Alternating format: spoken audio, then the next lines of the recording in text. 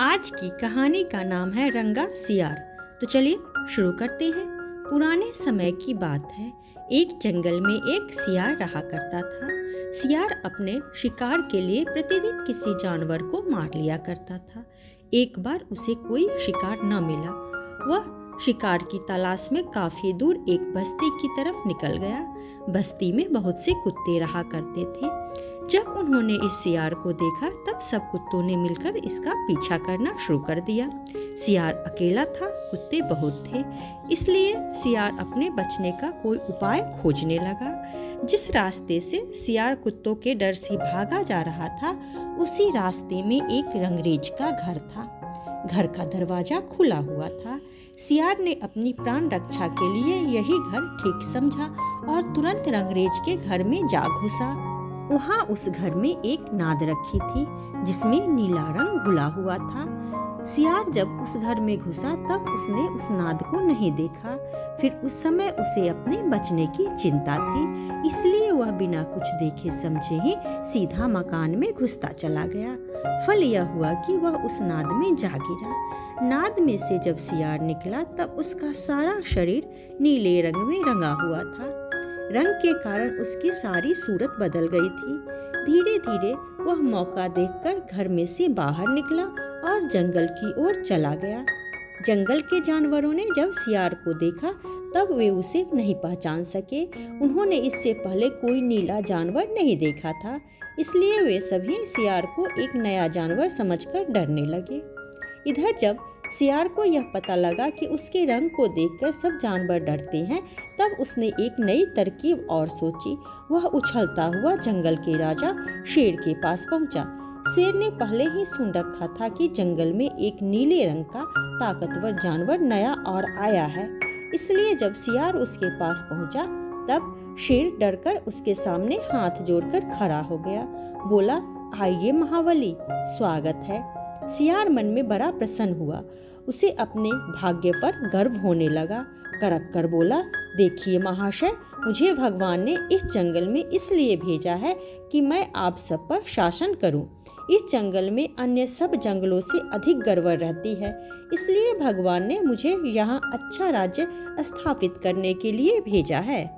शेर बड़ी विनय से बोला, हाँ राजन, भगवान ने हम पर बड़ी कृपा की है। जो आप जैसा योग्य, बलवान और गुणी राजा हमारे लिए भेजा है। हम जंगल के सब प्राणी आपका स्वागत करते हैं।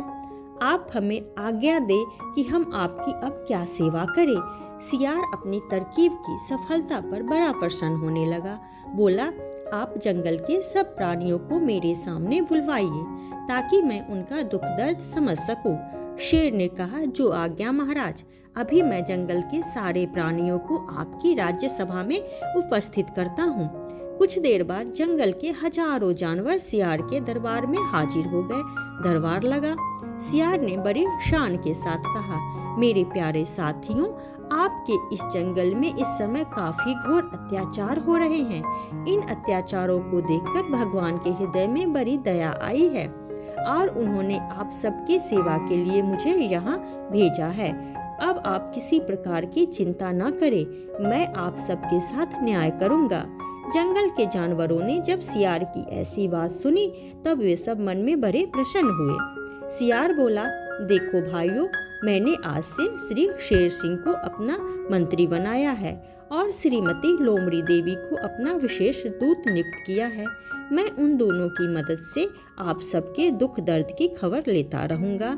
सब जानवर बड़े ध्यान से सियार की बात सुन रहे थे। सियार ने आगे कहा, भाइयों, आपको मुझसे डरने की कोई बात नहीं है। यदि आपको कोई तकलीफ हो तो आप मुझे बतावे, मैं यथाशक्ति उसे दूर कर दूंगा। सब जानवर चुप बैठे रहे। जब किसी जानवर ने कोई तकलीफ न बताई तब सियार ने दरबार समाप्त कर दिया।